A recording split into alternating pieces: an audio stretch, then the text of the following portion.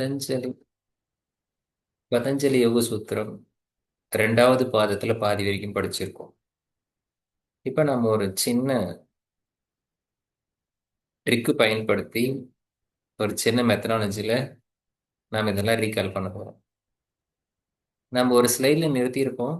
அதனுடைய அடுத்த ஸ்லோகம் என்ன வரும், அதுக்கு ப்ரீவியஸ் ஸ்லோகம் என்ன இருந்தது, என்ன சூத்திரம் இருந்தது அப்படிங்கிறத நாம சொல்லணும். ஸோ நீங்க எல்லாருமே கொஞ்சம் ஆக்டிவா பார்ட்டிசிபேட் பண்ணலாம். ம் எல்லாருமே அன்மியூட் பண்ணிக்கோங்க, நீங்க ஆன்சர் பண்ணலாம். ஸோ உங்களுக்கு பேக்ரவுண்ட்ல ஏதாவது நாய்ஸ் இருக்கு, வாய் அந்த மாதிரி ஏதாவது தொந்தரவா இருக்குன்னா மட்டும் நீங்க மியூட் போட்டுருங்க. ஓகே. இப்போ ஃபர்ஸ்ட் சூத்திரம் பொறுத்த வரைக்கும் யோகா அனுசாசனம் தெரியும். ஸோ இதுல ரெண்டாவது வரக்கூடிய சூத்திரம் என்னவா இருக்கும்? Definition of yoga. Yoga chitta vrittu. யோக சித்தவர்த்தி நிரோதகா. Definition of yoga. யோக சித்தவர்த்தி நிரோதம் பண்றது தான் அந்த ரெண்டாவது சூத்திரத்துல இருக்கு. கரெக்டா? சூப்பர். ம் இப்ப ரெண்டாவதுல போய் நின்னுக்கலாம். மூணாவது சூத்திரம் என்னவா இருக்கும்? Yoga द्रष्टु स्वरूपे अवस्थानं benefit of yoga. benefit of yoga. Very good. Benefit of yoga ததா திரஷ்டு ஸ்வரூபி स्वरूपे அவஸ்தானம். अवस्थानं அதான் முன்னாடி வரப்போகுது. இது ப்ரீவியஸ் சூத்திரம் என்னது? Definition of yoga. definition of yoga. योगश्चित्तवृद्धि Chitta nirodhaga. இங்கதான் சித்தவர்த்தி நிரோதக நிக்கிறோம். அதுக்கு முன்னாடி சூத்திரம் अद योगानुशासनं. Yoganusasana. Very good. ஸோ அதான் ஃபர்ஸ்ட் இன்ட்ரடக்ஷன். அது யோகான சாசனம். சூப்பர். இப்போ இங்க போய் நின்னுக்கலாம். தேர்ட் சூத்திரம் போய் நின்னுக்கலாம். இதுதான் நம்ம பார்த்த ததா திரஷ்டு ஸ்வரூபி स्वरूपे அவஸ்தானம். अवस्थानं இதுக்கு முன்னாடி சூத்திரம் என்ன? योगश्चित्तवृद्धि निरोधः nirodhaga. பின்னாடி சூத்திரம் वृद्धि सारोग्यम् इतरत्र விருத்தி वृद्धि सारोग्यम् इतरत्र. சூப்பர். விருத்தி நாம இந்த திரஷ்டு ஸ்வரூபம் அச்சீவ் பண்ணலைன்னா விருத்தி தான் கதியா இருப்போம் அப்படிங்கிறத விருத்தி சாரூபியம். இதுதான் அது. கரெக்டா இருக்கா? கரெக்டா தான் சொல்லியிருக்கோம். ஓகே. இந்த விருத்தி சாரூபியத்துக்கு முன்னாடி சூத்திரம் என்னவா இருக்கும்? तदा द्रष्टु स्वरूपे Benefit अवस्थानं of yoga. benefit Tada of yoga. drashtu swarapi. Benefit of yoga. இந்த ஃபோர்த் சூத்திராவுக்கு பின்னாடி சூத்திரம் என்னவா இருக்கும்? Triti हृदय हृदय Panchataye. पञ्चते क्लिष्टा क्लिष्टाः. Wow, super. ஸோ கிளிஷ்டா விருத்திகளா அக்ளிஷ்டா விருத்திகளா இருக்கலாம். அது கை விருத்திகளா இருக்கும். ம், சூப்பர். இதுதான் அது. விருத்தைய பஞ்சத்தைய கிளிஷ்டா கிளிஷ்டா. ஓகே. என்னுடைய அடுத்த சூத்திரம் என்னவா இருக்கும்? प्रमाण विपर्य विकल्प निद्रा Types स्मृतयः. of vrittis. Guy Names of vrittis. இதுக்கு முன்னாடி இருக்கிற ஃபோர்த் சூத்திரம் என்னவா இருக்கும்? वृद्धि सारोग्यम् इतरत्र. அந்த யோகா பண்ணலைன்னா என்ன எப்படி இருக்கும்? ததா திருஷ்டு. ததா திரஷ்டு ஸ்வரூபி அவஸ்தானம் எத்தனாவது சூத்திரம்? மூணாவது சூத்திரம். மூணாவது.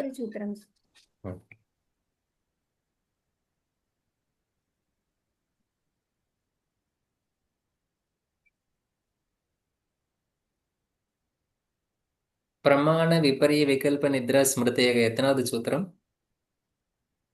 ஆறாவது சூத்திரம். ஆறாவது. ஸோ இதுக்கு முன்னாடி சூத்திரம் वृतय पञ्चतय क्लिष्टा क्लिष्टाः. Two types of klishtas. கிளிஷ்டா கிளிஷ்டா விருத்தி. அது 5 இருக்குன்னு சொன்னது அங்க இருக்கு. ஓகே. இப்போ 5 டைப்ஸ் ஆஃப் விருத்தி இங்க சொல்லப்பட்டிருக்கு. இது எத்தனாவது சூத்திரம்? ஆறாவது சூத்திரம். ஆறாவது சூத்திரத்துல 5 விருத்திகளை பத்தி சொல்லியிருக்கு. கரெக்டா? 7வது சூத்திரத்துல இருந்து எத்தனாவது சூத்திரம் வரைக்கும் இந்த விருத்திகளை எக்ஸ்பிளைன் பண்ணுவாங்க? 11 வரைக்கும். 11வது. ஓகே. விபரிய விருத்திக்கு எத்தனாவது நம்பர் சூத்திர நம்பர்? 8. 8. 7 பிரமாண விபர்த்தி. விருத்தி விருத்திக்கு 11. ஸ்மிருதிக்கு. ஸோ இங்கே நம்பர் போடலாமா? இங்க இருக்கக்கூடிய ஒவ்வொன்றுத்துக்கு நம்பர் போடலாமா? என்ன 7, நம்பர் ஸ்டார்ட் 8, பண்ணலாம்? 9, 10, 11. 7, 8, 9, 10, 11. ஸோ 7, 8, 7, 8, 9, 10, 11. 11 வரைக்கும் இந்த நம்பர் போட்டுக்கலாம். இப்போ அப்போ நமக்கு இந்த நம்பர்லாம் இதுலயே விருத்தி உருவாயிடுச்சு.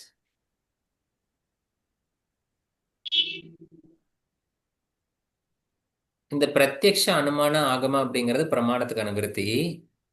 இதுக்கு முன்னாடி என்ன இருக்கு? 5 types of vrutis. Types of பிரத்யக்ஷ அனுமான ஆகமம். பிரத்யக்ஷம் அனுமான ஆகம 3 பகுதிகளை கொண்ட இந்த பிரமாணங்களுக்கு பின்னாடி என்ன வரும்? அடுத்த சூத்திரம் என்ன வரும்? விபர்யயோ மித்யாஞானம் அதத்ரூப பிரதிஷ்டா. அதத்ரூப பிரதிஷ்டம். இந்த பிரத்யக்ஷ விருத்திங்கிறது என்னது? பிரத்யக்ஷ right knowledge. Perception. Right knowledge. Wrong knowledge, sir. உங்க சென்சரி இது 3 டைப்ஸ் சென்சரி ஆர்கன் மூலமா நீங்க டைரக்ட் பெர்செப்ஷன், ரைட் பெர்செப்ஷன், இது எல்லாமே ரைட் பெர்செப்ஷன் தான். அது சென்சரி அந்த பிரத்யக்ஷங்கிறத வந்து டைரக்ட் பெர்செப்ஷன் சொல்லணும். ரைட் பெர்செப்ஷனுங்கிறது வந்து டோட்டலா எல்லாத்துக்கும். டைரக்ட் பெர்செப்ஷன் சென்சரி இன்புட்டும் டைரக்டா கிடைக்கிறது. அனுமானங்கிறது நம்ம இன்ஃபரன்ஸ் யூக- ஒரு யூகம். அனுமானத்தை யோசி அனுமானத்துல இருக்கிறது. ஸோ இதுல என்ன கிடைக்கும், என்ன நம்ம எடுக்கணும், என்ன இருக்கும் நம்ம கிட்ட? உண்மை இருக்கலாம், உண்மை இல்லாமலும் இருக்கலாம். இல்லாம உண்மையை தான் பிடிக்கணும். இங்க உண்மை உண்மை இல்லாம எடுக்கணும். போச்சுன்னா அது வித்தியான இடத்துக்கு போயிடும். இதெல்லாம் மித்யாஞானம். வந்து பிரமாணா ஆஃப் நாலேஜ் இருக்கும், அல்லது ஒரு பார்ட் ஆஃப் நாலேஜ் உங்ககிட்ட எவிடென்ட்டா இருக்கும். அதாவது Okay. பிரத்யக்ஷம் அப்படிங்கிறது இதுல வந்து அனுமானத்துல வந்து பிரத்யக்ஷம்ங்கிறது டைரக்டா பெர்செப்ஷன் பண்ணிடுவீங்க. அதுல பாதி வந்து உங்களுக்கு டைரக்ட் பெர்செப்ஷன் இருக்கும். மீதி பாதிய நீங்க லாஜிக்கலா அதை யூகிக்கணும். அதுதான் அனுமானம். ம்? ஆகமா அப்படிங்கிறது உங்களுக்கு தெரியும். ஆகமா Testi- ஆகமார்த்தம் டெஸ்டிமோனியல்ஸ்ல இருந்து எடுத்துக்கிறது. இதுக்கு முன்னாடி இருக்கக்கூடிய ரிஷிகள், முனிவர்கள் அவங்களால சொல்லப்பட்ட வேத வாக்குகள் அப்படின்னு சொல்லக்கூடிய.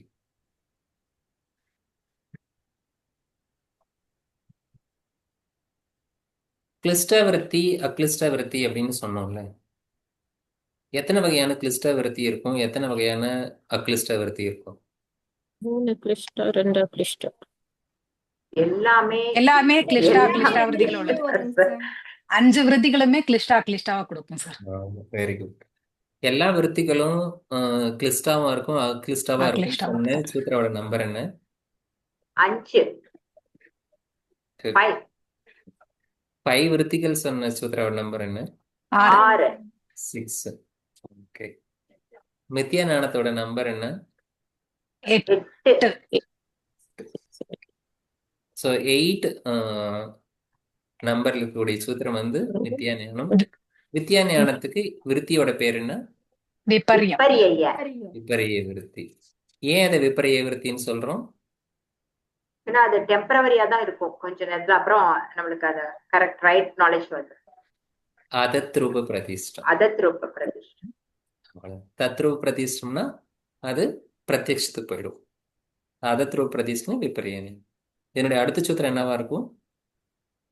சப்த ஞானானுபாதி வஸ்து சூன்யோ விகல்பக. விகல்ப விருத்தி. Very good. விகல்ப விருத்தி 9th one. கரெக்டா இருக்கா? ஏன் இதை விகல்ப விருத்தின்னு சொல்றோம்? கல்பம்னா என்ன, விகல்பம்னா என்ன? ஏன்னா அங்க ஆப்ஜெக்ட் இருக்காது, வஸ்து வந்து சூன்யம். வஸ்து சூன்யமா இருக்கும், சப்த ஞானம் மட்டும் இருக்கும். ஸோ வஸ்து சூன்யம். வஸ்து சூன்யம்னா ஆப்ஜெக்ட் இல்ல, பொருள் இருக்காது. பொருள் இருக்காது Only- சார். பொருள் இருக்காது. வஸ்து சூன்யம். வெர்பல் நாலேஜும் இருக்காது. என்ன நாலேஜ் இருக்காது? வெர்பல் ஸ்பீச்சும் இருக்காது, வெர்பல் நாலேஜும் இருக்காது, வஸ்துவும் இருக்காது, ஒன்லி இமேஜினேஷன் மட்டும் இருக்கும். வெர்பல் நாலேஜ் இருக்கும். அதான் சப்தார்த்த ஞானம். சப்தன். சப்த ஞான அனுபாதி. அந்த வெர்பலோட சவுண்டுல வரக்கூடிய சப்த அர்த்தம். அதுதான் சப்தார்த்த ஞானம் உருவாகிறதன் அடிப்படையில உங்களுடைய விருத்தி விகல்பம் அடையுது. இப்போ அதுதான் அது கேட்க வரதா கேட்கிறேன். விகல்பம் அப்படின்னா, கல்பம் அப்படின்ற வார்த்தைக்கு அர்த்தம் என்னன்னு தெரியுமா? ஏன்னா கல்பத்துல நிறைய வார்த்தை இருக்கு. கல்பம், விகல்பம், சவிகல்பம், நிர்விகல்பம். அந்த வார்த்தையில பின்னாடி நீங்க விபூதி பாகம் போகும்போது இந்த வார்த்தைக்கு உங்களுக்கு புரிஞ்சாதான் அங்க உங்களுக்கு அதெல்லாம் புரியும். கல்பம் என்றால் மாறாமல் இருப்பது, நிலையாக இருப்பது, க்ஷேபம் இல்லாம இருக்கக்கூடியது. விக்ஷேபம் அப்படின்னு ஒரு வார்த்தை படிச்சிருக்கோமா? அப்படின்னா விக்ஷேப சகபுவக. விக்ஷேபம்னா மாறிக்கிட்டே இருக்கக்கூடியது, சஞ்சலம் அடையிறது. சலம், சலம், சஞ்சலம். பகவத்கீதையிலோட ஒரு ஸ்லோகம் சொன்னேன், 6வது அத்தியாயத்துல 35 34வது. ஸ்லோகம். அதுலயும் அந்த சலம் வரும். மனம் மனச்சலம், மனமானது சலம் அடையும். சித்த விக்ஷேபம், சித்தம் விக்ஷேபம் அடையும். அந்த விக்ஷேபம் அடையிறது தான் மாறுறது. விகல்பம் அப்படின்னா அது மாறக்கூடியது. கல்பம்னா உறுதியா இருக்கக்கூடியது, மாறாம இருக்கிறது கல்பம். நிர்விகல்பம், அவர் நிர்விகல்பம். இப்ப எல்லா சித்தரும் சொல்லுவாங்க, கோரக்ஷநாத் எல்லாருமே சொல்லுவாங்க அவங்கள நிர்விகல்ப சமாதியை அடைஞ்சாங்க அப்படின்னு சொல்லுவாங்க. நிர்விகல்பம்னு சொன்னாலும் நிரோதம்னு சொன்னாலும் ரெண்டும் ஒண்ணுதான். அந்த கல்ப நிலையிலிருந்து நிர்விகல்ப நிலைக்கு போகணும், அது சவிகல்பம். இன்னொரு இடத்துல சவிதர்க்க சமாதின்னு படிக்கிறோம், நிர்விதர்க்க சமாதின்னு படிக்கிறோம். விதர்க்கம்னு சொன்னாலும் விகல்பம்னு சொன்னாலும் ஒண்ணுதான். ஸோ மாறக்கூடியது. ஒரு சின்ன சின்ன வித்தியாசம்தான். ஆனா கல்பம் அப்படின்னு அப்போ இங்க கல்பம்னா மாறக்கூடியது. மாறலன்னா உங்க மனமானது மாறினாதான் அது விருத்தி, மாறலன்னா விருத்தி இல்லை. அப்ப விகல்பனாவே மாறக்கூடியது. எதனால மாறுது அப்படின்னா, எதன் அடிப்படையில மாறுதுன்னா சப்த ஞானத்தை அனுப்பாதி அது அடிப்படையா கொண்டு மாறுது. ஆனா அங்க பொருளே இல்லை. அதனாலதான் இதுக்கு விகல்ப விருத்தின்னு பேர். இந்த விகல்ப விருத்திங்கிறது ஒரு கற்பனை விருத்தி. இது கற்பனை விருத்தி அப்படிங்கிறது சார் எனக்கு இது புரியல, ஏதாவது எக்ஸாம்பிள் சொல்லுங்க. எப்படி சப்தார்த்த ஞானம்? கண்ண முடிக்கோங்க. Sit in comfortable position and close your eyes. ஒரு உயரமான மலை, பசுமை நிறைந்த காடு. அந்த காட்டோட நடுவுல ஒரு பெரிய பாறை. அந்த பாறையோட நடுவுல மேலிருந்து ஒரு நீர் வீழ்ச்சி, அங்கிருந்து ஆர்ப்பரித்து கொண்டு அந்த நீரானது கீழே கொட்டுகிறது. அங்கிருந்து மேலிருந்து வேகமாக கொதித்த நீரானது என்ன நிறத்தில் அங்கிருந்து கீழே விழும். விழுகின்ற அந்த நீரானது தன்னுடைய வேகத்தை குறைத்து கொண்டு சலனமற்று ஓடுகிறது. சலனமற்று ஓடுகின்ற போது அதனுடைய இரு புறங்களிலும் வண்ண வண்ண மலர்கள் பூத்து கொண்டிருக்கிறது. இந்த மலர்களில் வண்ணத்து பூச்சிகள் தேனெடுப்பதற்காக அங்குமிங்கும் பறந்து கொண்டிருக்கிறது. சலனமில்லாமல் ஓடும் நீரோடையில் வண்ண வண்ண மீன்கள் அங்குமிங்குமாக ஓடிக்கொண்டிருக்கிறது. இருபுற நீரோடையின் கரைகளிலும் பசுமை நிறைந்த புல்வெளி. புல்வெளியில் காலை நேரம் பனித்துளிகள் புற்களின் மீது முத்துக்களாக பவளங்களாக மின்னிக் கொண்டிருக்கிறது. அந்த புல்வெளியில் சாதுவான முயல்களும் மான்களும் அங்கும் இங்குமாக தாவிக்கொண்டிருக்கிறது. இந்த அற்புதமான காட்சியை காணும் போது இயற்கையின் பிரபஞ்ச ரகசியத்தை உணர்ந்து, இயற்கையின் பெருமையை உணர்ந்து, இதையெல்லாம் காணுகின்ற அற்புதத்தை நாம் பெற்றிருக்கிறோம் என்ற பெருமிதத்தோடு இந்த பயிற்சி, இதை நாம் இயற்கைக்கு, இறைவனுக்கு நாம் நன்றியை கூறுவோம். கண்ண திறந்துக்கோங்க. இப்ப நீங்க பார்த்த காடு, நீர்வீழ்ச்சி,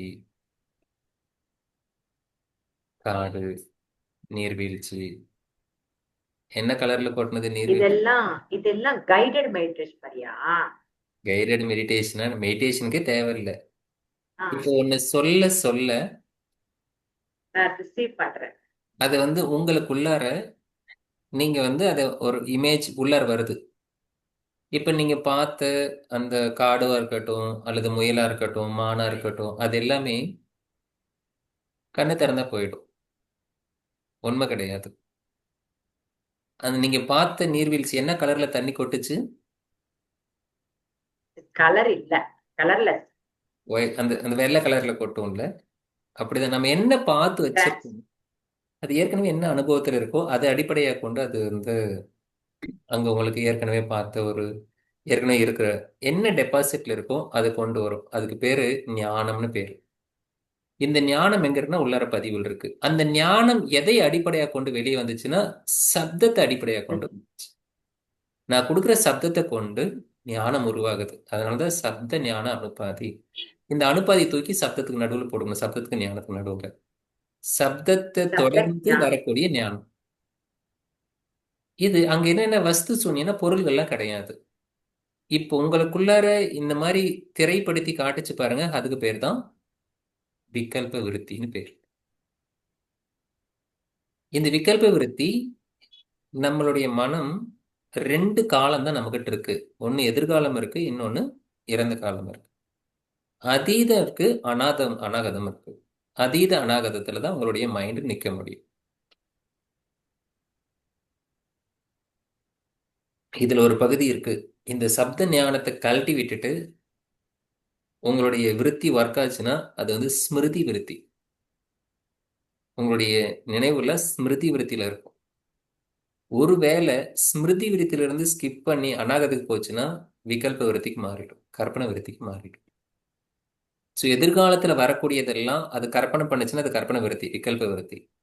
ஏற்கனவே நிகழ்ந்ததெல்லாம் உங்களுக்கு மீண்டும் மீண்டும் வந்துச்சுன்னா அது ஸ்மிருதி விருத்தி. இந்த 2 வச்சுட்டு தான் உங்க மனம் உங்களை பாடாப்படுத்திட்டு இருக்கும். அதை 2லும் போகாம நிறுத்துறது தான் தியானம். அதை நிறுத்தினா ஒன்று அந்த அனுபவத்தை ஓடி போய் பார்க்குது, இல்லைன்னா எதிர்காலத்தில் ஒன்று ஃபியூச்சரில் இது கிரியேட் பண்ணுது. இதை 2 இல்லாமல் சமநிலைப்படுத்தி நிற்கும் போது உண்மையை தன்னுடைய சொரூபத்தை உணர முடியும். இந்த விகல்ப விருத்தி வந்து உங்களுக்கு விபூதி பார்த்தெல்லாம், விபூதி பாதம் கைவல்லிய பார்த்தெல்லாம் இதுக்கெல்லாம் நிறைய வேலை இருக்கு. அதனால தான் இதை இப்பயே நீங்க நல்லா புரிஞ்சு வச்சுக்கணும். Thank you, no sir. Doubt sir. ம் சார், ம் இப்ப கல்பனும் நிலையான சொன்னீங்க, விகல்பனும் கற்பனையை சொல்றீங்க. அப்ப நிர்விகல்பமா என்ன சார் மீனிங் வரும் இதுல? நிர்விகல்பம்னு சொன்னாலும் ம். கல்பம்னு சொன்னாலும் ஒண்ணுதான். Okay, sir. விகல்பம் அப்படிங்கிறது விக்ஷேபம் அடையக்கூடியது, Okay, கல்பம்னா sir. உறுதியா இருக்கக்கூடியது. ஸோ அந்த விகல்பம் அந்த கல்பம் அப்படிங்கிறதுல தான் அதுல 2 வார்த்தை பிரிங்க. கல்பம்னு சிம்பிளா சொல்லலாம், அது உறுதியானது, மாறாதது. விகல்பம்னா அதுக்கு எதிர்ப்பதம், மாறக்கூடியது. ம். நிர் பிளஸ் விகல்பம் அப்படின்னா கல்பம். அவ்வளவுதான். ஸோ நிர்னா இல்ல, விகல்பம்னா விகல்பம் இல்லாதது, அப்ப அது கல்பம். ஸோ அதான் அந்த வார்த்தை. Okay, sir. அடுத்த சூத்திரம் என்ன வரும்? ಅನುಭೂತ ವಿಷಯ ಅಸಂಪ್ರಮೋಷ ಅಭಾವ ಪ್ರತ್ಯಯ ಆಲಂಬನ ವೃದ್ಧಿ ನಿದ್ರಾ ಸರ್. ನಿದ್ರಾ ವೃದ್ಧಿ. ನಿದ್ರಾ நித்ரா ವೃದ್ಧಿ. விருத்தி. பிரத்யய என்ன டைம் நம்ம தூங்க போவோம்? என்ன டைம் கிளாஸ் முடியும்? 9 மணிக்கு கிளாஸ் முடியும். எப்போ தூங்க போவோம்? 10 மணிக்கு தூங்க போவோம். ஸோ 10வது சூத்திரம் நித்ராங்க சார். ನಿದ್ರಾ ನಿದ್ರಾ ವೃದ್ಧಿ. நீங்க 12 மணிக்கு தூங்க போனா அதுக்கு நான் பொறுப்பு இல்லை. ஒரு யோகி 10 மணிக்கு தூங்க போயிடணும். 9 மணிக்கு தூங்க போகணும். 9 மணிக்கு கிளாஸ் இருக்கிறதுனால 9 மணிக்கு தூங்கக்கூடாது. ஏன்னா நீங்க 9 மணிக்கு தூங்க போனா 8 மணிக்கு சாப்பிட போகணும். 8 மணிக்கு கிளாஸ் வரலன்னா அப்ப நான் என்ன பண்றது? 10வது சூத்திரம் ನಿದ್ರಾ ವೃದ್ಧಿ. நித்ரா விருத்தி. நித்ரா விருத்தியோட குவாலிட்டி என்ன? எதை வச்சு நித்ரா விருத்தின்னு சொல்றோம்? அங்க வந்து absence of present thought இருக்காது. present ம் absence of dependency of knowledge இருக்காது. ம் அதான் நித்ரா விருத்தி. ம்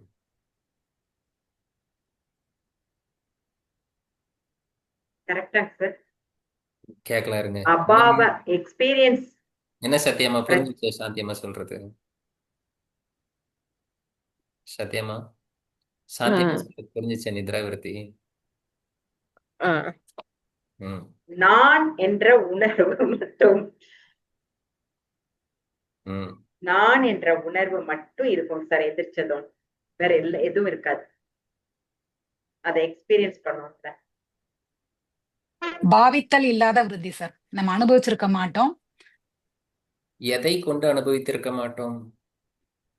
புலன்களை கொண்டு. புலன்கள். அவ்வளவுதான். புலன்கள் கொண்டு அனுபவிக்க மாட்டோம். அதனால இதுக்கு அபாவகன்னு பேரு. ஏன்னா இந்த அபாவக புரியாம உங்களுக்கு ஸ்வஸ்வாமி சக்தியோர் ஸ்வரூப உபலப்தி ஹேத்து சையோகம்னு ஒரு சூத்திரம் இருக்கு.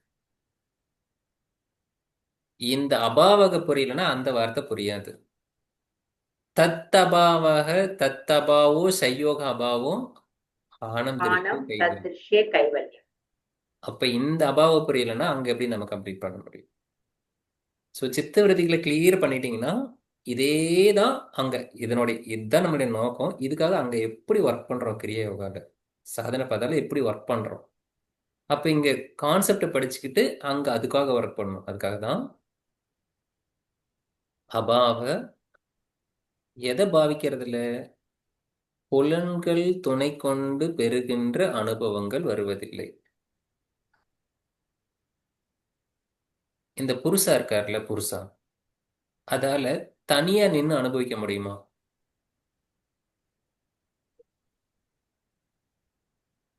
புருஷாவால தனியா பிரகிருதி வேணும், ம்? முடியாது முடியாது பிரகிருதி சார். வேணும். அது ம். எது கூட சேர்ந்து அனுபவிக்க முடியும்? திருஷ்யத்து கூட. திருஷ்யத்து கூட சேர்ந்து தான் அனுபவிக்க முடியும். இதெல்லாம் அனுபவங்களா இருக்கு. இப்படி இருக்கக்கூடிய இந்த புருஷா இந்த அனுபவம் வந்து திருஷ்யத்து கூட சேர்ந்து சேர்ந்து சேர்ந்து அனுபவிக்கிறது. இதனால இதுக்கு போகம்னு பேரு. இந்த போகத்துல இருந்து புருஷன் எப்ப தன்னை உணர்ந்துக்குதோ, எப்ப ரியலைஸ் பண்ணிக்குதோ அப்ப அதுக்கு பேர் விடுதலைன்னு பேரு. இந்த போகத்துல இருக்கிற வரைக்கும் தன்னைத்தான உணர்வே போறதே இல்லை, திருஷ்யத்தோட சேர்ந்து இருக்கிற வரைக்கும். இதுதான் அந்த உபலப்தி அப்படிங்கிறது. இன்னொன்னு வந்து போகம் அபவர்கார்த்தம் அப்படின்னு ஒண்ணு இருக்கு.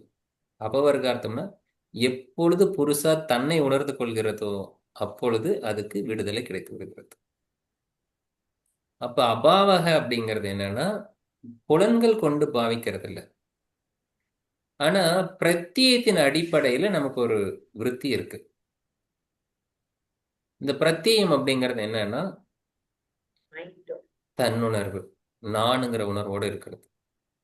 இந்த உணர்வு புலன்கள் கொண்டு அனுபவிக்கிறதுல நானுங்கிற அகங்காரம் மட்டும் இது ஏதோ ஒரு உணர்ச்சிகளை உணர்ந்துகிட்டு இருக்கு. தூங்கும் போது நமக்கு எதுவுமே தெரியறது இல்ல, தூங்கி முழிச்ச பிறகு தூங்குனது மட்டும் தெரியுது, நல்லா தூங்கிட்டேன்னு. இந்த விருத்தி எப்படி இருக்கும்னா தமோ விருத்தி. ஏன் இது தமோ விருத்தின்னு சொல்றோம்னா ரஜோ குணம் அப்படின்னா அதுல இயக்கம் இருக்கும், சத்துவ குணம்னா தெளிவு இருக்கும். இது ரெண்டுமே இருக்காது இதுல. ஸோ அப்பேற்பட்ட ஒரு விருத்தி தான் நிலையா நின்று அனுபவிக்கக்கூடிய ஒரு அனுபவ விருத்தி. இந்த விருத்தி நித்ரா விருத்திக்கும், இந்த நித்ரா விருத்தி புரிஞ்சதுன்னா உங்களுக்கு தியானத்தை பத்தி ஓரளவுக்கு அனுமானித்து கொள்ள முடியும். தியான நித்ரால எப்படியெல்லாம் இந்த விருத்தி செயல்படுது அப்படின்னு தெரிஞ்சாதான் தியானத்துல உங்களுக்கு எப்படி இருக்கும். அப்போ அஸ்மிதா ரூப சமாதி அப்படின்னு ஒன்று அச்சீவ் பண்ணும்போது, விதர்க்க விசார அனந்த அஸ்மிதா ரூப சமாதி எல்லாம் போகும்போது இந்த அனுபவம் எப்படி இருக்கும் அப்படிங்கிறது தெரியும். அதுக்காக சரி, அது வந்து நமக்கு ஃபியூச்சர்ல வரும்போது பார்த்துக்கலாம், விபூதி பாத்துல பார்த்துக்கலாம். இப்ப அபாவ பிரத்யயம் அப்படின்னா புலன்கள் கொண்டு அனுபவிக்கல, ஆலம்பன அப்படின்னா அதனோட அடிப்படையில அப்படின்னு அர்த்தம். ஸோ இதை பேஸ் பண்ணி அப்படின்னு அர்த்தம். பிரத்யேகத்தை அடிப்படையாக கொண்டு. பிரத்யேகம்ங்கிறது என்னது? தன்னுணர்வு. தன்னுணர்வு. மைண்ட். மனம் ஒடுங்கிய நிலையில தான் என்ற உணர்வு நிற்கிறது தன்னுணர்வு. ஸோ இந்த மாதிரி தன்னுணர்வா இருக்கக்கூடிய தன்னை பற்றி தான் உணர்கின்ற ஒரு இடத்துல இருக்கிறது தான் இது. இது மூலமா அனுபவிக்கிற விருத்தி தான் நித்ரா விருத்தி. இது 10வதுல இருக்கு. அடுத்த விருத்தி என்னவா இருக்கும்? ஸ்மிருதி. ஸ்மிருதி. விருத்தி. ஸ்மிருதி விருத்தி. யாரோ ஒருத்தர் அபியாசம் வைராகியம்னு சொன்னோம். ஓகே, இதுக்கு முன்னாடி விருத்தி என்ன? நித்ரா விருத்தி. விருத்திக்கு முன்னாடி இல்ல, நித்ரா விருத்திக்கு விருத்தி முன்னாடி நித்ரா. நித்ராவுக்கு முன்னாடி விருத்தி விகல்ப விருத்தி. விகல்ப. விகல்பத்துக்கும் நிர்விகல்பத்துக்கும் என்ன வித்தியாசம்? விகல்பனா விகல்பம் மாறக்கூடியது, மாறக்கூடியது. கற்பனை. நிர்விகல்பம் மாறக்கூடியது. மாறாதது. கல்பனா ஸோ விகல்பம் அப்படிங்கிறது வந்து மாறக்கூடியது, நிர்விகல்பம்னா மாறாதது, கல்பம்னா மாறாதது. மாறாதது. ஒரு நல்ல நினைவு இருக்கு. அசம்பிரமோசகன்னா என்னது? மாறாமல் இருக்கிறது. மாறாம இருக்கிறது, அவ்வளவுதான். எந்த விஷயம் மாறாம இருக்கணும்?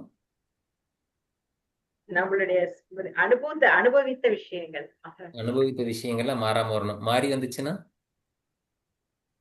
மாறி வந்துச்சுன்னா விருத்தி தான். சம்பிரமோஷக. மாறி வந்துச்சுன்னா சம்பிரமோஷக, சம்பிரமோஷக. மாறாம வந்தா அசம்பிரமோஷக. ஓகே. மாறி வந்து அது சம்பிரமோசக மாற. ஓகே, அது என்ன டிஃபைன் பண்ணுவீங்க? கடைசியில் என்ன கன்க்ளூட் பண்ணுவீங்க? அது வந்து மெமரிஸ் தான் இருக்குது. மாறாம வந்த ஸ்மிருதி, மாறி வந்தா மாறி வந்தா என்ன? அதுவும் ஸ்மிருதி தான். மாறி வந்தா கொஸ்டினை மாத்தி கேளுங்க சார், கொஸ்டின் புரியல. நீங்க அனுபவித்த விஷயம் மாறாம அப்படியே வந்து அதை ஞாபகம்னு சொல்றோம். ஒருவேளை மாறி போச்சுன்னா, இப்ப நீங்க பாக்குறீங்க மீனகுமாரியை பாக்குறீங்க, நாளைக்கு வந்து கேக்குறீங்க நீங்க மீனகுமாரி தானே அப்படின்னு கேக்குறீங்க, அது உங்களுக்கு ஞாபகம், ஸ்மிருதி. நாளைக்கு வந்த உடனே மீனகுமாரியை பார்த்து நீங்க கவிதா தானே அப்படின்னு கேட்டீங்கன்னா அது எனக்கு மைண்ட்ல ஏதோ ஆயிடுச்சு அர்த்தம். சார் அது விபர்யாய விபர்யாய விருத்தி. விபர்யய விருத்தி. அவ்வளவு. அது மித்தியா ஞானத்துக்கு ஷிஃப்ட் மித்யா ஆயிடும். ஞானம். அது மித்தியா ஞானத்துக்கு ஷிஃப்ட் ஆகும். ஆனா மீனகுமாரி ஞாபகம் வந்த உடனே அதுக்கப்புறம் அது கவிதாவை உங்களால மாத்த முடியாது. ஸோ அது வந்து ஸ்மிருதிக்கு இன்னொரு, அது ஆப்போசிட்டா மாத்துனா என்ன அஸ்மிருதின்னு போட்டுக்கலாம். ஸோ இது வரைக்கும் நம்மளுடைய விருத்தியில் இருக்கக்கூடிய பகுதி. இதெல்லாம் நம்ம நிரோதம் பண்றதுக்கு என்னென்ன டூல்ஸ் யூஸ் பண்றோம்? அபியாச வைராகியம். அபியாசம்னா பிராக்டிஸ், பயிற்சி. என்ன மாதிரியான பயிற்சி? Steadiness and right effort. தத்ர ஸ்திதௌ தத்ரஸ்தௌ யத்னாபியாசः. ஸோ அபியாசம் அப்படிங்கிறதுக்கு இருக்கக்கூடிய டெஃபினிஷன் 13வது சூத்திரத்துலையும் 13வது சூத்திரத்து 16லையும் இருக்கு. இங்க 12வது சூத்திரம் தான் அபியாச வைராகியம். இங்க இருந்தா அதனுடைய டூல்ஸ் எடுக்கிறோம். ஓகே, வைராகியத்துக்கான சூத்திரங்கள் எங்கெங்க இருக்கு? எத்தனாவது நம்பர்ல இருக்கு? வைராகியத்துக்கு 2 சூத்திரம், 14, 15, 16. அப்பர வைராகியம், பர வைராகியம். 15, 16. ஓகே, 19வது ஸ்லோகம் எதை பத்தி பேசுது? பர வைராகியத்தோட ஸ்லோகம் வந்து இல்ல எப்படி பிராக்டிஸ், பவப்பிரத்தியம் பிராக்டிஸ் எப்படி பண்ணணும். 20 20 தான். அதான் எப்படி அது வந்து பவப்பிரத்தியம், அதுல வந்து அதை ஃபாலோ பண்ணா நம்மளுக்கு முக்தி கிடைக்காது. சோ அதுக்கான ஸ்டெப்ஸ் சொல்லுவாரு. ஸ்ரத்தா, வீரிய, ஸ்மிருதி, அதை ஃபாலோ பண்ணணும். உபாய பிரத்யேயம். உபாய பிரத்யேயம். உபாய பிரத்யேயத்துக்கு வேற என்ன பேரு? சாதக பஞ்சம். பஞ்ச சாதனைகள்.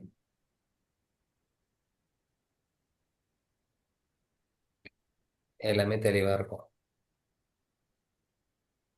ஒன்னு ஸ்திதவ், இன்னொன்னு எத்தனக. ஸ்திதவ்னா உறுதியா இருக்கணும், எத்தனகன்னா சஸ்டெயின், தொடர்ந்து இருக்கணும். அப்படி இருந்தா அது அபியாசம்.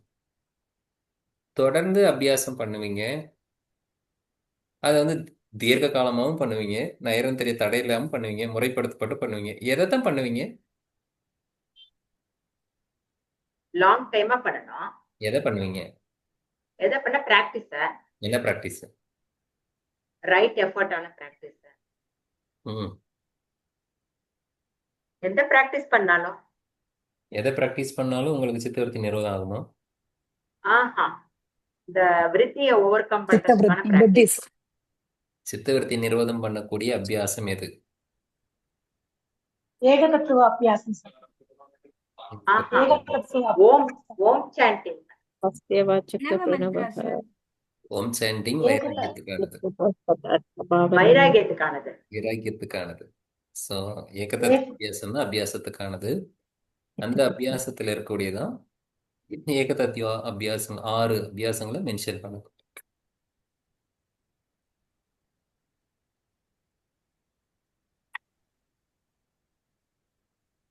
ஏன் இது அபர வைராக்கியம்னு சொல்றோம்? எது வரைக்கும் அபர உலக ஏன்னா உலக திருஷ்ட விஷயம் அனுஷ்டவிக்க பார்த்த கேட்ட விஷயங்கள்ல இருந்து ம். நமக்கு டிட்டாச்மெண்ட் இருக்கணும். அதனால அது சம்பிரஜாத வைராக்கியம், சபீஜ சமாதி. இங்க உலக விஷயத்துல இருந்து பற்ற திருஷ்டாவுக்கும் ஸ்ரவிக்கும் நடுவுல ஒரு அணுன்னு இருக்கு அப்படின்னா என்னது? திருஷ்டா அனுஷ்ரவிக்க அதை தொடர்ந்து எதை பார்த்த பார்த்ததை மற்றும் தொடர்ந்து கேட்ட விஷயங்களுக்கு ம். என்ன மீன குமாரிம்மா கரெக்டா சொல்றாங்களா? கரெக்ட் தான் சார். என்ன சொல்றாங்க? புலன்கள் சென்ஸ் ஆர்கன்ஸ் புலன்கள் மூலம் நம்ம அனுபவிச்ச புலன்கள் விஷயங்கள்ல மூலமாக வசீகாரம் பண்றது அபர வைராகியம் சார். புலன்களை கடந்து நம்ம குணங்களை கடந்து பண்றது புலன்கள் மொத்தம் எத்தனை பர இருக்கு? வைராகியம். புலன்கள் எத்தனை இருக்கு? 5 இருக்கு. 5. இங்க எத்தனை மென்ஷன் பண்ணிருக்கு? 2 சொல்லிருக்காரு. 2 பார்த்த கேட்ட விஷயங்கள். மீதியெல்லாம் என்ன பண்றது? இல்ல அத தொடர்ந்து வர்றது அப்படின்னு வச்சுக்கலாம். திருஷ்டா அனுஷ்ரக இல்லைன்னா இது 2 தான் ரொம்ப இன்ஃப்ளூயன்ஸ் பண்ணுவார். இந்த அணு அப்படிங்கறதுக்கு மீதி எல்லாமே அதுக்குள்ளார வந்துடும். அவ்வளவுதான். ஒண்ணு நீங்க கண்ணால பார்க்கலாம், இல்லைன்னா சிரவணம் காதால கேட்டு கூட பார்க்க முடியாத விஷயத்த கூட கேட்டு தெரிஞ்சுக்கிறது. அதுதான் அனுமானம் அப்படிங்கிறது அல்லது சிரவணம் அப்படிங்கிறது. இந்த திருஷ்டா இன்னொன்னு சிரவணம். ஒன்று நீங்களே புரிஞ்சுப்பீங்க, நீங்களே பார்த்துருப்பீங்க, இல்லைன்னா நீங்க யாராவது சொல்லி கேட்பீங்க. இப்போ நீங்க யூஎஸ் போயிட்டு அமெரிக்கா போயிட்டு வரலாம், நீங்க பார்த்துட்டு வந்திருக்கலாம், நயகரா வீல்ஸ் போய் குளிச்சிருக்கலாம், அப்படி இல்லைன்னா போயிட்டு வந்தவங்க சொல்லலாம். ஸோ சொல்லும் போது நீங்க என்ன பண்ணுவீங்க? விகல்பத்தில் ஓட்டிப்பீங்க. அவ்வளோதான்.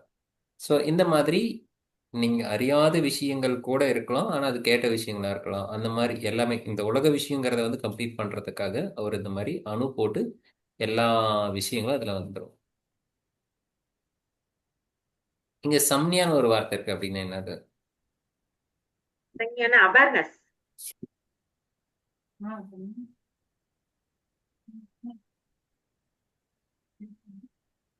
வசீகார சம்யா.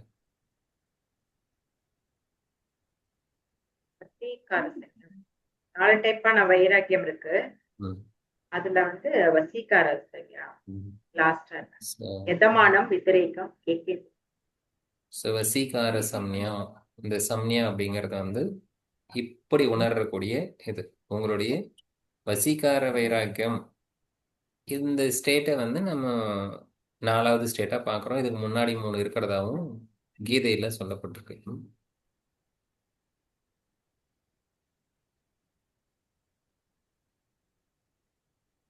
16வது சூத்திரம் 15ல அபர வைராக்கியம், இதுல பரவைராக்கியம். இந்த தத்பரம் புருஷ கியாத்தேர் குண வைத்திருஷ்ணியம் அப்படின்னு ஒரு சூத்திரம் இருக்கு. 16வது சூத்திரம் பரவைராக்கியம். இதை யார் கிளியரா எக்ஸ்பிளைன் பண்ண?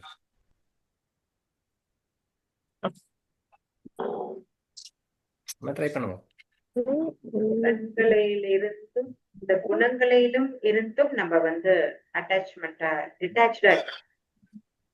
இங்க தத்துங்கிறது எதை குறிப்பிடுது? அது எது? இதுக்கு முன்னாடி சொன்ன வசீகாரம்.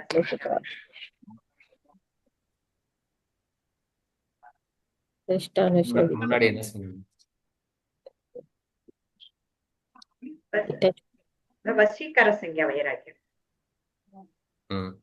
அந்த வசீகார சம்யா வைராக்கியத்துக்கும் இந்த சூத்திரத்துக்கும் என்ன சம்பந்தம்? அந்த டிட்டாச்மென்ட் இருந்துச்சுன்னா ஸ்தூலத்துல இருந்து சூக்ஷ்மத்துக்கு போறது சார். புலன்கள் மூலமா நம்ம பெறது ஸ்தூலம்னு எடுத்துக்கலாம். அதை தாண்டி குணங்களை கடந்து போறது. சத்தியமா கரெக்டா சொல்ல வந்தாங்க, நீங்க குழப்பறீங்க. Sorry sir. தத் என்றால் முன்னாடி இருக்கக்கூடியது. அப்ப முன்னாடி என்ன பார்த்தோம்? டிட்டாச்மென்ட். அங்க வைராகியம் பார்த்தோம். என்ன வைராகியம்? அபர வைராகியம். அபர வைராகியம். அபர வைராகியத்தின் மூலமாக இல்ல அபர வைராகியம் நீங்க அச்சீவ் பண்ண பிறகு அப்படின்னு அர்த்தம். அதான் அது தத்து அப்படிங்கிறது. நீங்க அபர வைராக்கியத்துல இப்ப அபர வைராக்கியம் அச்சீவ் பண்ணிட்டீங்க அப்படின்னா என்ன அர்த்தம்? பார்த்த Detachment. கேட்ட விஷயங்கள் எல்லாம் உங்களை விட்டு போயிடுச்சுன்னு அர்த்தம். ம் நீங்க அபர வைராக்கியத்தை அச்சீவ் பண்ணிட்டீங்க அப்படிங்கிறதுக்காக தத்துங்கிற ஒரு வார்த்தை அங்க இருக்கு. அபர வைராக்கியத்தின் மூலமாக உலக விஷயங்கள் பார்த்த கேட்ட விஷயங்கள்ல இருந்து நீங்க விடுதலை பெற்று அதுல இருந்து உங்களுக்கு கிரேவிங் இல்லை, அதுல இருந்து நீங்க லிபரேட் ஆயிட்டீங்க. அப்படி லிபரேட் ஆனீங்கன்னா நீங்க பரம்புருஷ கியாதி. பரம்புருஷ கியாத்தின்னா கியாத்தினா கிரேவிங் தான். ம் பார்த்த கேட்ட கியாத்தி என்னதானே சார் கிரேவிங்க? கிரேவிங்கா? நோயிங்கா? கியாத்தேனா நோயிங்கா? என்னென்ன கியாத்தி இருக்கு நமக்கு தெரிஞ்ச கியாத்தி? விவேக கியாத்தி. விவேக கியாதி. வேக கியாத்தி. கியாத்தி அப்படின்னா அறிந்து கொள்ளுதல் அல்லது புரிந்து கொள்ளுதல் அல்லது உணர்ந்து கொள்ளுதல். உணர்ந்துக்கிறது பேர் தான் கியாத்தி. பரம்புருஷ கியாத்தி முன்னாடி இருக்கிற சுத்தறதுனால உலக விஷயங்கள்ல இருந்து பற்று நீங்கிறதுனால பரம்புருஷனை நீங்க புரிஞ்சுக்கலாம். உங்க புருஷாவை நீங்க பரம்பொருளாக இருக்கக்கூடிய புருஷாவை உணர்ந்து கொள்ளலாம். சரி, இந்த புருஷாவை நீங்க அறிந்து கொள்வதன் மூலமாக என்ன நடக்கும்? என்ன எஃபெக்ட்? என்ன ரிசல்ட்?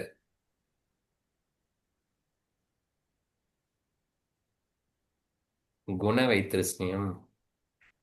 குணங்களிலிருந்து உங்களுக்கு விடுதலை கிடைக்கும். குணங்கள் விடுதலை அடையிறதுக்கு பேர் என்னன்னு தெரியுமா?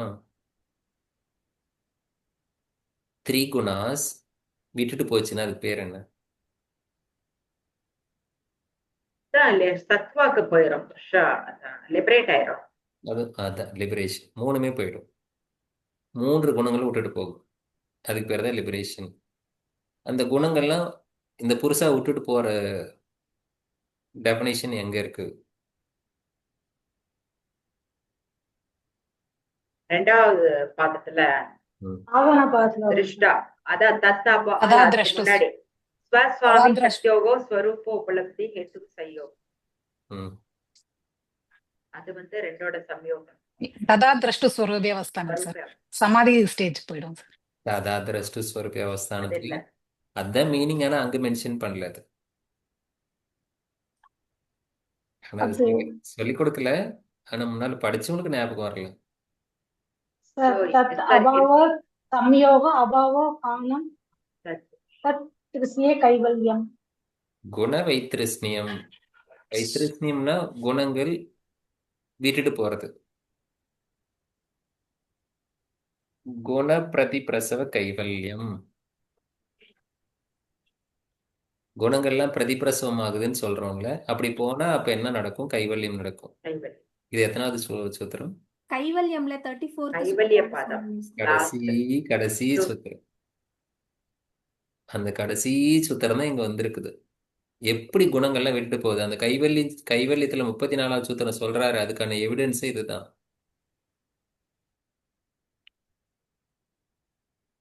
தத்தென்றால் முன்னாடி இருக்கிற சூத்திரம்.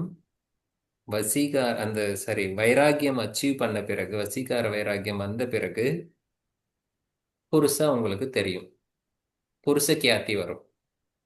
இப்ப சொல்லுங்க, புருஷ கியாத்தி எப்போ வரும்? அப்புறம் வைராகியத்தை அச்சீவ் பண்ண பிறகு. அபர வைராகியம் அச்சீவ் பண்றதுன்னா என்ன? அந்த பார்த்த கேட்ட புலன்கள்ல கேட்ட இருந்து நம்ம டிட்டாச்சா இருக்கணும். Detachment. இப்ப பார்த்த கேட்ட விஷயங்கள்ல நம்ம டிட்டாச்சா இருக்கணுமா அட்டாச்சா இருக்கணுமா? அட்டாச்சா இருக்கும் சார். அட்டாச்சா இருக்கணும். இப்ப நமக்கு புருஷா புரியுமா? புரியாதுங்க சார். புரியாது சார். அது புரியுதா? ஏன் புருஷா நமக்கு புரியல? ஏன்னா அது டிட்டாச்சா நம்ம சென்ஸ் ஆர்கன்ஸ் நம்ம டிட்டாச்சா நம்ம இங்க ஒட்டிக்கிட்டு கிடக்குறோம். எதுல ஒட்டி இருக்கிறோம்? மெட்டீரியலிஸ்டிக் லைஃப்ல ஓட்டிட்டு இருக்கோம்.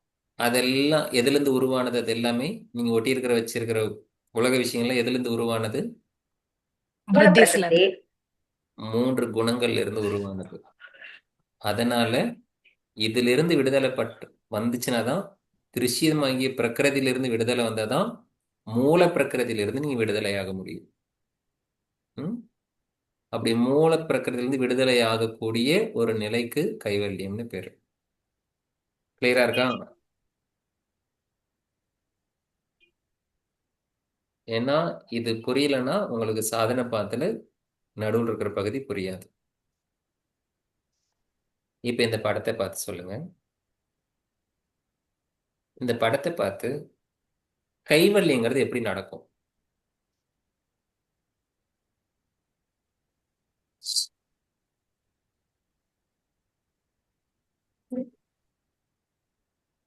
குணங்களுடைய பிரதிபிரசவம் எப்படி இருக்கும்?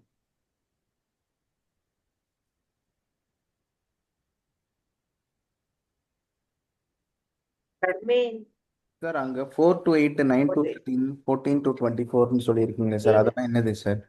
4 to 24 என்னன்னு 4 to கேக்குறீங்க? 8 சார்.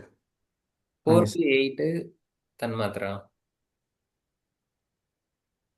இல்ல ஃபர்ஸ்ட் அங்க போட்டிருக்காருல்ல மூல பிரகிருதி, அது மாதிரி ரெண்டாவது புத்தி, அதெல்லாம் 1 2 3, அங்க இருந்து இங்க இருந்து 4 தன்மாத்திரா. ம். அந்த 24 தத்துவாஸ்க்காக அந்த மென்ஷன் பண்ணிருக்காங்க. அந்த நம்பர் என்னன்னு கேட்டீங்களா? 24 அவர் தத்துவத்துக்கு அந்த number எதுக்கு 9. போட்டிருக்காங்க? Yes sir, yes sir, S.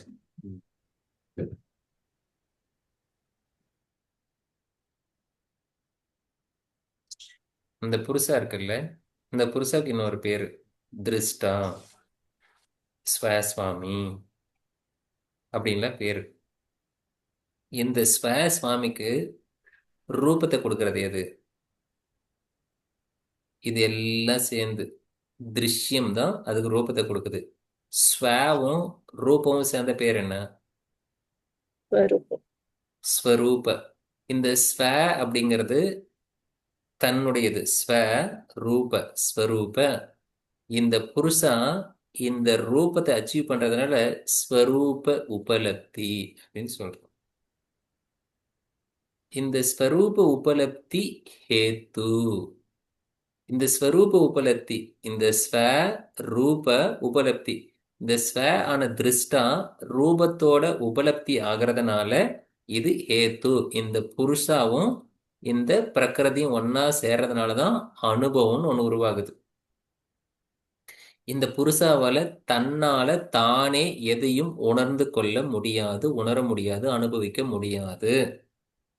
ஆனா இந்த 3 குணங்கள்ல இருந்து இந்த பிரகிருதியோட சேர்ந்தாதான் இங்க கீழே இருக்கக்கூடிய 5 தன்மாத்திரைகளை உணர முடியும்.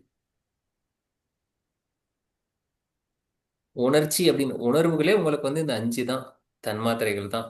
முறையாய் அக்காந்த அலை மனமாம் உயிர் உடல்களில். இது மனமாக இருந்து அதுதான் மலைக்காதிர் விண்கூட்டம் ஆபூதம் 5மாம் இந்த 5 பஞ்சபூதங்கள். ஏற்கனவே உங்களுக்கு பிரம்மஞான பாடல் எடுத்து போட்டேன்னா யாராவது படிச்சீங்களா? அது புரிஞ்சிடுச்சா? படிச்சேன் சார்.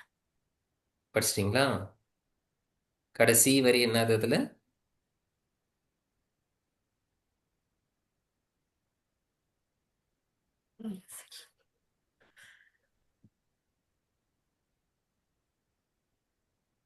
கடைசி வரி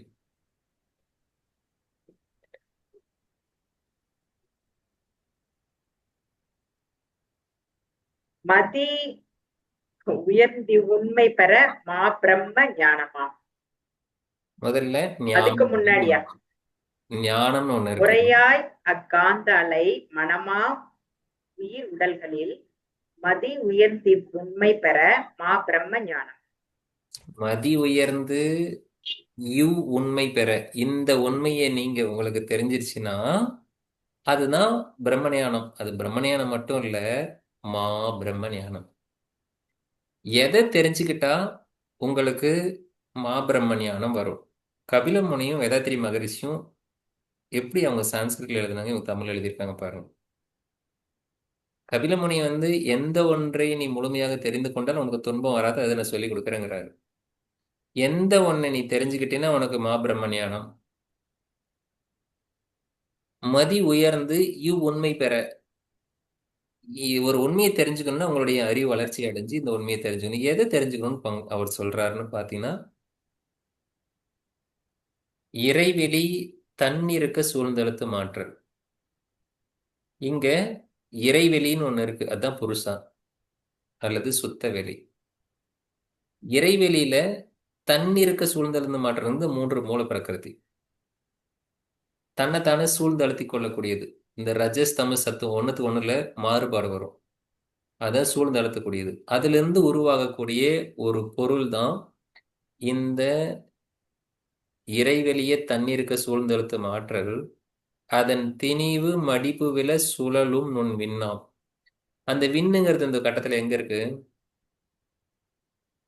எதை விண்ணுன்னு சொல்றோம்? ஆகாச. ஆகாசுக்கு பேர் தான் விண்ணு. சோ இந்த இறைவெளி, அந்த அந்த வரி இறைவெளி தன்னிருக்க சூழ்ந்தெழுத்து மூலப்பிரகிருதியிலிருந்து முதல் தத்துவ பொருள் உருவானது, அதுக்கு பேரு ஆகாசு, விண்ணு. இந்த விண்ணு அப்படிங்கிறது அதுக்கப்புறம் நிறைவெளி நிறைவெளி மின் சுழல எழுப்புகின்ற நேரலைகள் காந்தமாம். அந்த காந்தம் எது? காந்தம். அந்த காந்தத்துக்குள்ள எதெல்லாம் இருக்கும்? இப்ப பாருங்க, சுத்த வெளி இருக்கு, சூழ்ந்து அழுத்துற 3 குணங்கள் இருக்கு, இதுல இருந்து உருவான விண் இருக்கு. இந்த விண்ணுக்கும் மூல பிரகிருதிக்கு நடுவுல என்ன இருக்கு? காந்தம் இருக்கு. இது எல்லாமே காந்த சக்தி தான். தன்மாத்தைகளும் அகங்காரு புத்தி இது எல்லாமே என்னது? ஒரு காந்தம். ஒரு எப்படி எலக்ட்ரிக் ஃபீல்டு இருக்குமே ஒரு மேக்னெட்டிக் ஃபீல்டு. இதெல்லாம் அரூபம், அதெல்லாம் கண்ணுக்கு தெரியாது. இந்த அரூபமான இந்த காந்தமானது முறையாய் இக்காந்த அலை மனம், மனமாம் உயிர் உடல்களில், உயிர் இருக்கக்கூடிய உடல் இருக்கக்கூடிய ஒரு உயிரினத்துக்குள்ளார இது மனமாகவும் இயங்குது. மனமாக இயங்கி எதை கொடுக்குது? தன் மாத்திரைகள் ஐவகை. என்னென்ன தன் மாத்திரைகள்? அழுத்தம், ஒளி, ஒளி, சுவை, மனம், சப்தஸ்பரிச ரூப ரசகந்த மனம் அப்படின்னு சொல்லி 5 தன்மாத்திரைகளை இந்த மனம்தான் உயிர் உடம்புல அனுபவத்தை கொடுக்குது. இந்த காந்தம் அப்படிங்கிறது வந்து இதுக்குள்ளார இருந்து இருக்கு, பஞ்சபூதங்கள் இருக்கு, கர்மதி. இந்த ஒட்டுமொத்த 25 தத்துவங்களும் எவனுக்கு ஒருவனுக்கு புரியுதோ அவன் தான் மாபிரம்ம ஞானி அப்படின்னு சொல்றாரு.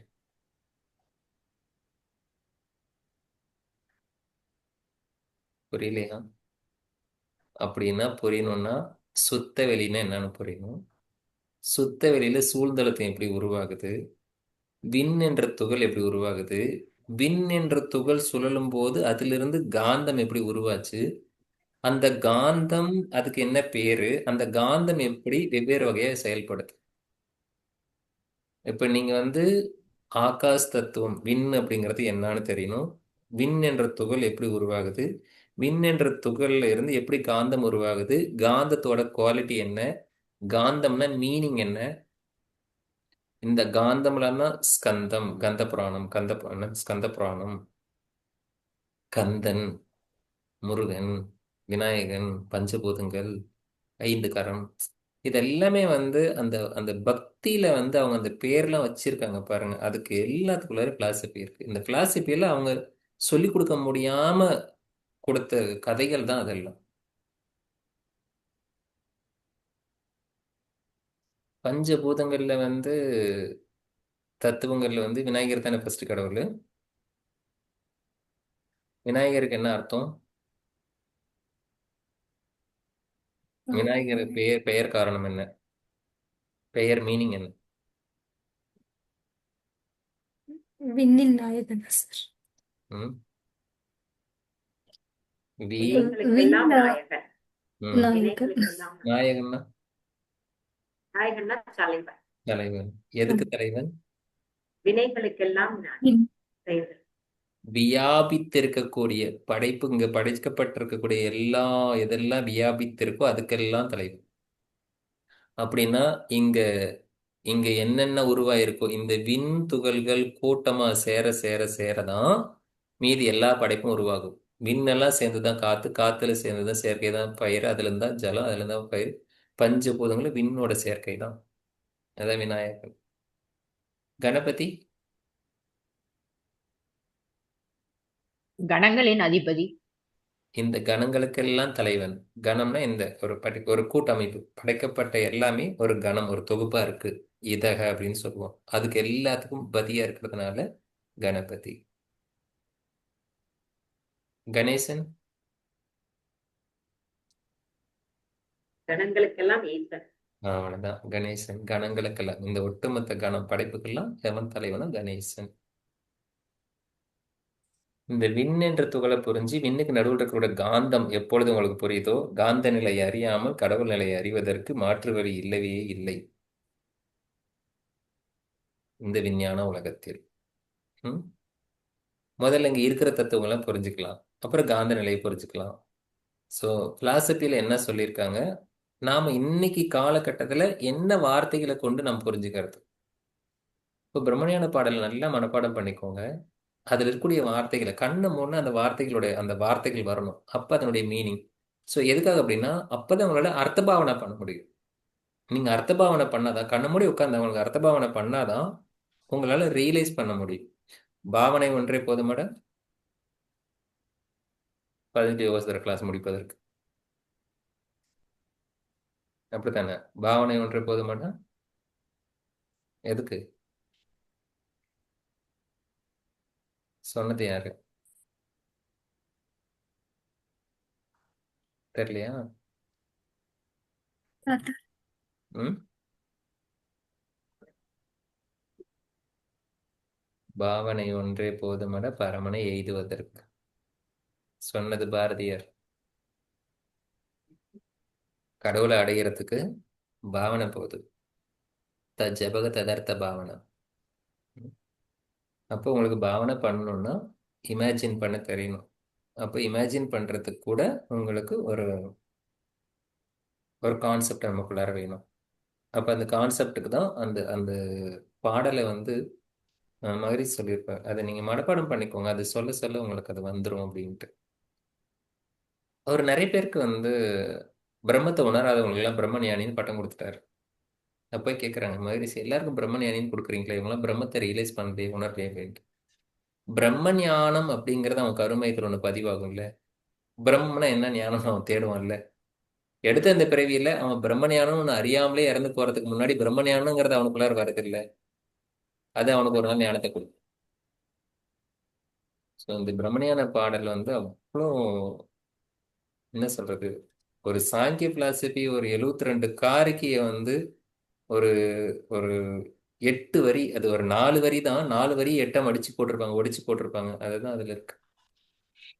அவளையும் தமிழ்ல எழுத முடியுமா அப்படின்னா வியப்பா இருக்கு. இத்தனைக்கும் அவர் படிச்சது வெறும் 3வது. ஒரு 3rd ஸ்டாண்டர்ட் படிச்ச ஒருத்தர் அவர் இந்த பாடல்லாம் எப்படி எழுதுவார்? சிம்பிளா சொல்றாரு. அவர் சாங்கிய பிளஸ் நம்ம மாதிரி யூஜிசி நெட்டோ எதுவுமே போட்டுலாம் படிக்கல. அவர் வேதத்தை யான் கண்டதில்லை, வேதத்தின் உட்பொருளாய் என்னை கண்டேன். எப்படி எழுதியிருக்காரு பாருங்க. வேதம் அப்படிங்கிற பொருளை, அந்த வேதம் அப்படின்னு சொன்னா அறிவுன்னு பேரு. அறிவினுடைய உட்பொருள் என்னவோ அதுவாக என்னை கண்டேன். அப்ப நம்ம அந்த நிலைமைக்கு போகணும்னா, அதாவது ஏன் இந்த மாதிரிலாம் நம்ம சொல்றோம்னா, இப்போ இந்த பிரபஞ்சத்தை நம்ம ரியலைஸ் பண்ணணும் அப்படின்னு நினைச்சோம்னா, ஒன்று பிரபஞ்சத்தை நாம ரியலைஸ் பண்றதுக்கு ட்ரை பண்ணலாம், இல்லைன்னா பிரபஞ்சத்தை ரியலைஸ் பண்ணி சொன்னதை நம்ம பாவிக்கிறது மூலமா நாம அதை அச்சீவ் பண்றோம். அப்போ வேதத்தை படிக்கணும்னு அவசியம் கிடையாது. ஆனா அதுக்கு என்ன பண்ணுமோ அதை பண்ண நம்ம அனுபவிக்கலாம், அவ்வளவுதான். அந்த பாவனை பாரதியாரும் இந்த மாதிரி நம்மளோட முன்னோர்கள்லாம் சொன்ன வார்த்தைகள் அவ்வளோ ஆழமானது. அதுக்காக தான் நமக்கு மந்திரா சாண்டிங் கொடுக்கும். சரிதானா? சூத்திரங்கள் படிக்கும்போது ரிலேட் பண்ணி படிங்க. எந்த வார்த்தைக்கும் எந்த சூத்திரத்துக்கும் வார்த்தைகள்லாம் நமக்கு மீனிங் தெரியாமலாம் போகவே கூடாது. நீங்கள் எக்ஸ்பிளைன் பண்ணும்போது மாற்றி கூட எக்ஸ்பிளைன் பண்ணலாம், இப்படி தான் இருக்கணும்னு அவசியம் கிடையாது. ஓரளவுக்கு நம்ம கான்செப்டை அண்டர்ஸ்டாண்ட் பண்ணிக்கிட்டே வந்துடணும். ஒரு தர்ஷனம், இது கம்ப்ளீட் தர்ஷனம், யோக தர்ஷனம் அப்படிங்கிறது. இந்த ஒரு தர்ஷனத்தை கம்ப்ளீட் பண்ணிட்டா மீதி எல்லா தர்ஷனத்தையும் உங்களால் கவர் பண்ண முடியும், உங்களால் எக்ஸ்பிளைன் பண்ண முடியும், புரிஞ்சுக்க முடியும். இந்த தர்ஷனம் புரிஞ்சதுக்கு அப்புறம் நீங்க புரிஞ்சுக்கிறதுக்கு வேற ஒண்ணுமே இல்லை. அதுக்கு பேர் தான் ஜிக்னாசா ஜிகாசா அப்படின்லாம் இருக்கு. இனிமேல் நீங்க தெரிஞ்சுக்கிறதுக்கு ஒன்றும் கிடையாது. ஒன்று புரிஞ்சா போதும். யோக தர்ஷனம் ஒன்று புரிஞ்சிச்சுன்னா அதுக்கு மேலே நீங்க புரிஞ்சுக்கிறதுக்கு ஒன்றும் கிடையாது. அதுக்கு மேலே இதை விட புதுசாலாம் யாரும் போய் சொல்லிக் கொடுக்க முடியாது, தேவையும் கிடையாது, இல்லவும் இல்லை. அப்படி ஒரு வேளை இதை தாண்டி புரிஞ்சுக்கிறதுக்கு ஒன்று இருந்ததுன்னா இந்த யோக சாஸ்திரம் இன்கம்ப்ளீட்னு வந்துடும். இதை யோக சாஸ்திரம்னு சொல்ல முடியாது. அதனால இதை தாண்டி ஒன்றும் இல்லை. அதனால இதே போதுமானது. ஸோ எல்லா சூத்திரங்களோடையும் ஸ்பெண்ட் பண்ணுங்க. ஒவ்வொரு சூத்திரத்துல ஒவ்வொரு வார்த்தையும் இதானே தத்து தானே விட்டுட்டு போலாம் விடுங்க அப்படின்லாம் விட்டுட்டுலாம் போகக்கூடாது. ஏன் பரம்புருஷ கியாத்தி இருக்கும்போது எதுக்கு தத்து வரணும்? அப்ப ரிலேஷன் அதுக்குள்ளார இருக்கு. அப்ப அது கம்ப்ளீட் பண்ணணும். அப்பதான் தஸ்மின் சதி சுவாச பிரசுவாசிய கதி விச்சேத பிராணாயமா இருக்கு. எஸ், சுவாச பிரசுவாச கதி பிராணாயமா இருக்கு. எதுக்கு தஸ்மின் சதி இருக்கு? ஸோ இப்படி அந்த லிங்க் அதை கனெக்ட் பண்ணீங்கன்னா தான் அந்த ப்ராசஸ் புரியும். ஒரு லென்த் ப்ராசஸ் புரியும். இல்லைன்னா டிஸ்கனெக்ட் ஆயிடும். சங்கிலியில சூத்திரம்ங்கிறது தொடர்ந்து எடுத்தல், தொடுத்தல், அப்புறம் என்ன முடித்தலா, பூ மாலை கட்டுறது அப்படித்தானே. அந்த மாதிரி அது லைனா இருக்கும். நடுவில் லைனை கட் பண்ணிட்டீங்கன்னா உதிர்ந்து போயிடும். கனெக்டிவிட்டி இருந்ததுன்னா இத்தா சூத்திரத்தில் இங்கே இருக்குது, இங்கே இருக்கு, இங்கே இருக்கு, இந்த கான்செப்ட் இங்கே இருக்கு அப்படிங்க ரீகால் பண்ணிக்கிட்டே இருங்க. செஷன் கண்ட்ரோல் பண்ணிக்கலாமா? அந்த தருணத்துக்காக தான் சார் வெயிட்டிங் அப்படின்னு.